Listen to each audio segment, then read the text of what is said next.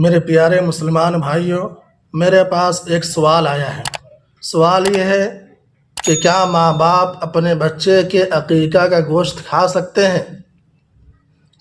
اس سوال کا جواب یہ ہے کہ ماں باپ یا والدین جو اپنے بچے یا بچی کا عقیقہ کرتے ہیں تو ماں باپ کے لیے بچے یا بچی کی عقیقے کا گوشت کھانا جائز ہے، کھا سکتے ہیں۔ لیکن عقیقے کا گوشت کا حکم قربانی کے گوشت کے حکم کی طرح ہے۔